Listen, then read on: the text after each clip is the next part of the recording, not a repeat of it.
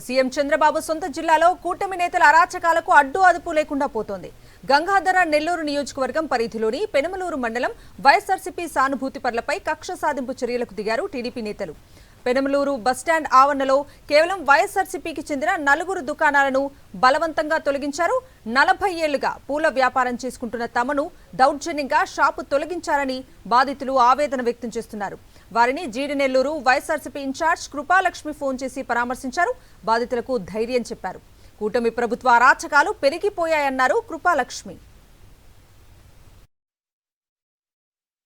కూటమి ప్రభుత్వం ఏర్పడినప్పటి నుంచి వీళ్లు చేసే దౌర్జన్యాలు, అరాచకాలు, అన్యాయాలు పేద ప్రజల పాలిట శాపంగా తయారైంది.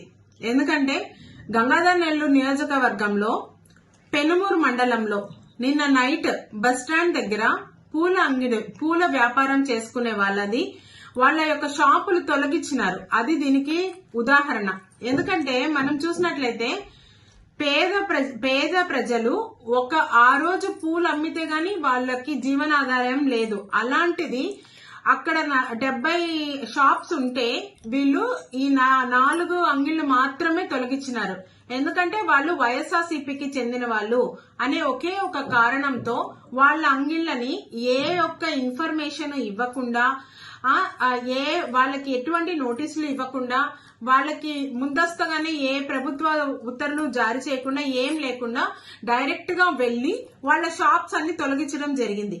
ఒక రోజుకు గడవాలంటే ఆ పువ్వులు అమ్మి ఆ బిడ్డల్ని వాళ్ళు చదివించుకోవడము, వాళ్ళ భోజనాలకి దానికి కూడా అదే వాళ్ళకి ఆధారం.